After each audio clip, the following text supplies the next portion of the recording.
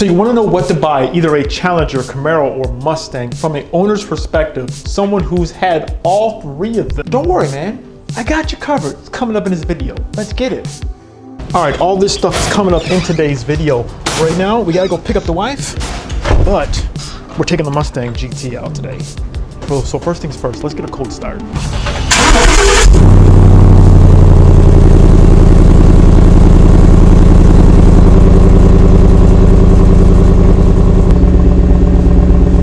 Yeah, guys, I know it's not that impressive. Man, we got the stock exhaust on here. I'm not trying to get state reffed inside California. All right, so what is up, guys? We are back inside of the Mustang. I am hoping this audio is gonna be crispy. I got my Deity mic system hooked up, so hopefully you guys can hear me great. But yeah, man, we are in the Mustang right now. Give you guys my perspective of someone who's owned all three. So we had a 5th gen Camaro, which was a manual, and that was just an RS, but still had it for actually a long time. You can see the content on that on my channel. Had that. We had the New Edge Mustang alongside this Mustang GT, which is a 2017, and then we also had the 2017 Dodge Challenger RT. And yeah, someone who's had all three of the muscle cars. What is my perspective on each of them and which one should you buy? Now, I do want to say all three of the cars, they're fast. Get them in their different variants, different trim levels. They're all going to be fast. And so, you know, you got your GT, your Z01 SS, GT350, GT500, Hellcat, Demon, whatever you want. Obviously, all of them can be fast. Yeah, you know, some have pros and cons. Some of them are, you know, a little bit quicker than others. But generally speaking, yes, they're all quick cars.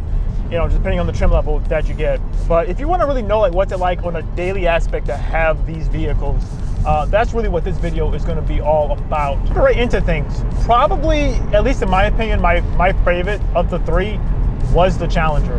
I had my 2017 Challenger RT, and I'm gonna be honest with you guys, I loved that vehicle so much. It was such a fun vehicle to have. Like, truly, honestly, such a fun vehicle to have. It was a blast. And it is true. The Challengers, they're bigger. They're heavier.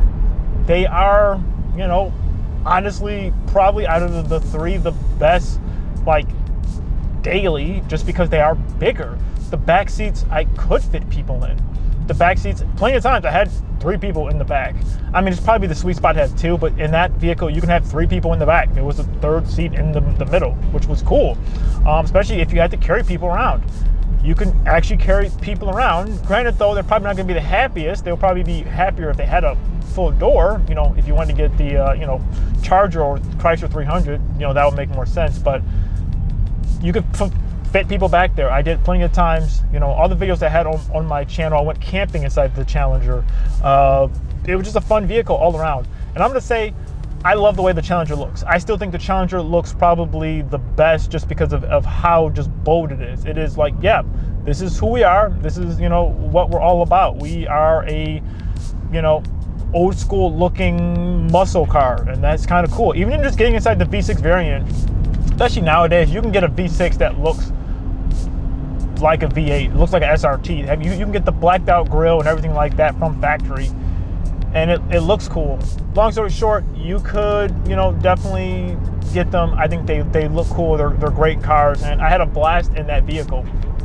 And honestly, so much so, I don't really think I would honestly buy another one, just because for myself, I had such a good time with it. I don't want to taint that experience.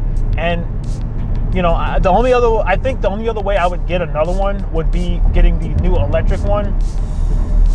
I don't really think, which, I mean, that's technically a Charger. I don't think I would get another Challenger.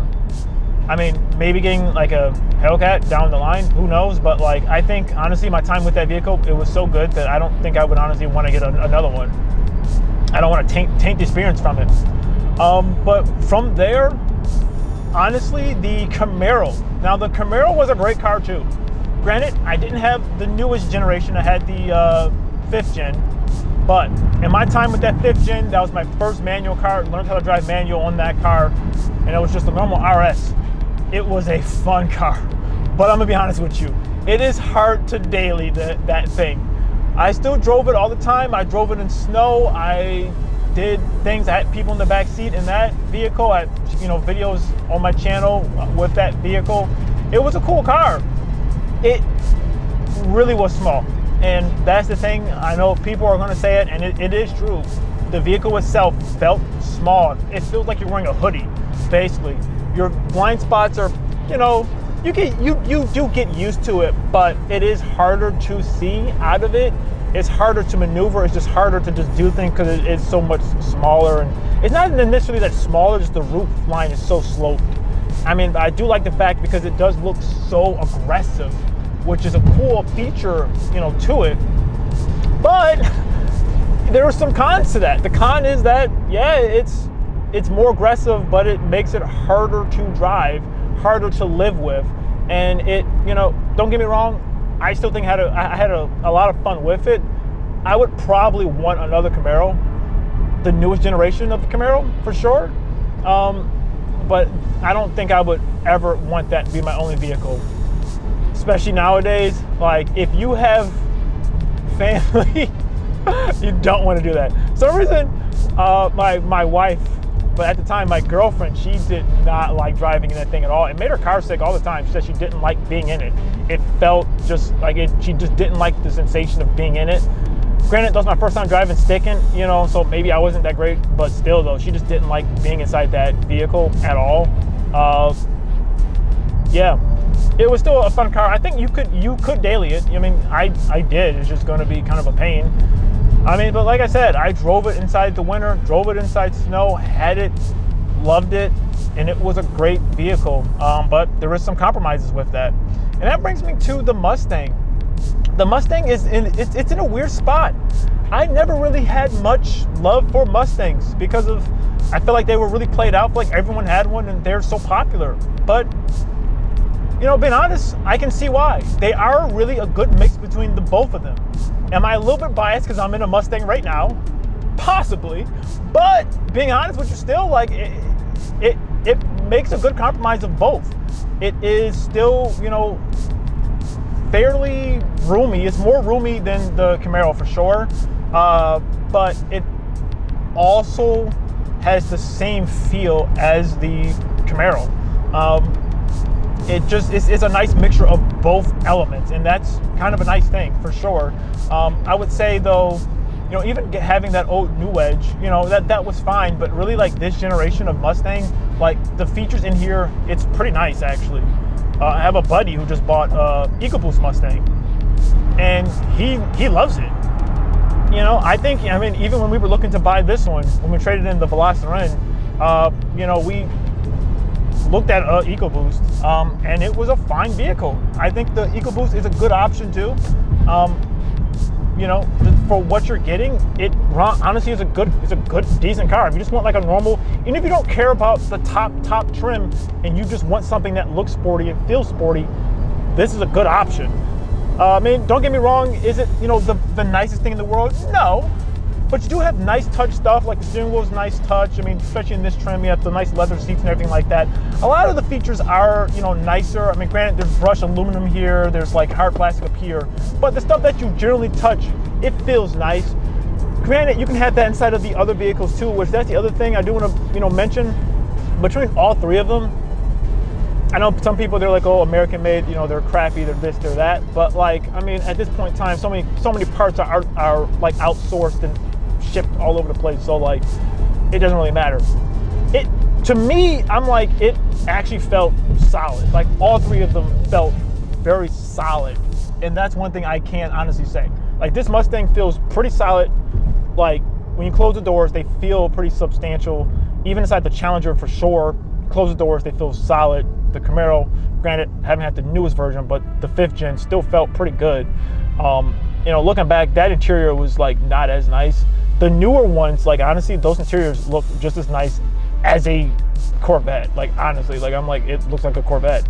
It looked pretty good. All three of the vehicles felt really solid and just like a good, solid option. For sure though, I would say though, out of all of them, I mean, it is true what people say. I feel like the Mustang is the most well-balanced The Camaro is definitely much more, if you just want straight, like a straight sports car, yeah, I would definitely get the Camaro. And the Challengers are definitely like, look, I know why people like Mopars. I mean, they're big, they're bold, they look cool. I mean, you can make a lot of noise with them. Yes, they are heavier. Like, they are heavier. That is the truth. But sometimes you just want that extra, that heaviness, that heft. It just feels like a much more solid car just on the road. And if you don't want like the top trim and you just want something that looks sporty, I think the Challenger honestly like looks great and it drives great, honestly. Now, but with that being said, with them being heavy, as far as like true like sports cars, all three of them, you know, they're not the lightest thing in the world. They are also a lot bigger than what you would think. If you've never like been up close to one, they are actually like bigger than what you would think. I know you would think like, oh, they're like, you know, they're gonna be like as small as like a Miata or like an Audi TT or something like that. They're actually like fairly big cars, especially driving them. Especially like the Mustang and the Challenger, the front end, like the hood is very long, that can fit a V8. So it is very long. And with that being said, you need that extra room. So getting used to that, getting used to the proportions, like this isn't necessarily like a small vehicle. I can still reach over into the passenger seat, like right here. I can still, I mean, I have to stretch though, you know, to get the passenger side window and like unlock the door if I want to open up the door. But you know, I can. This is definitely still like a bigger vehicle, especially inside the Challenger. You have a little bit more room, and inside of the Camaro, you know, same thing. They're all like fairly like kind of big, like what you probably wouldn't expect them to be this wide, but they are still. But, you know, in short, which one would I buy? Which one do I think is my personal favorite? If I can be totally honest with you guys, I would still say probably the Challenger. I mean, I still love the way it looks. Is it the fastest thing in the world? I mean, depends on the variant, but like, yeah, I know people say, okay, you can, you know, get a 5.0 GT, have full bolt-ons with E85, you could beat a Hellcat. Sure. Like, sure. You could do that. You can also, you know, get a GT5 500, you know, modify that. You could beat a Hellcat. You could beat a Demon. Sure. You can, hell, you can get a Tesla Plaid. You could beat a Hellcat. Sure. Like, not even like straight line performance speed or anything like that. Just straight up, like, which car do I personally like? Like, I would have to say the Challenger. It's heavy, it's big, it's bold, but it's to me, I'm like, it's just a great looking car, and it's a good mix.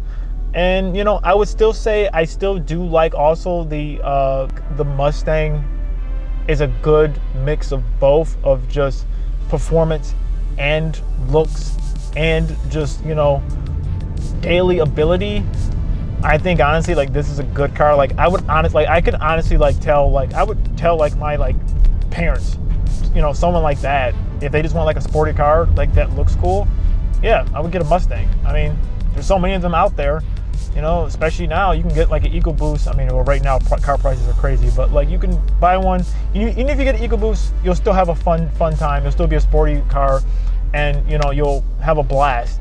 The Camaro is like the only car that I would have some reservations with buying another one. I think that they are cool. I think I would definitely want one, only if I want just straight performance. Like, I feel like with that, I don't want a V6. I would only want an SS or a ZL1 for sure. And that would be like my strictly like canyon car or track car or fun car. That's what I would do with that.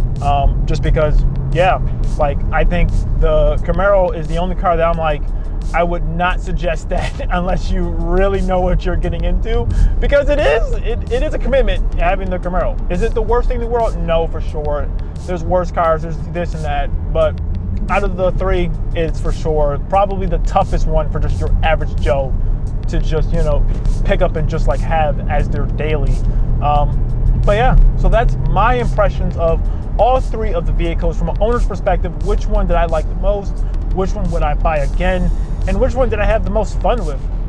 You know, I really hope this video was informative to you guys. But if you guys want to know truly what I did to get my 0 to 60 performance down on my Challenger RT, check out this video right here. Really, I went into depth and like really showing you guys what I did, the performance modifications I did to my Challenger RT, and I really got that thing in a good space. So if you want to check this video out, check this video out. I'll see you on the other side. Let's go.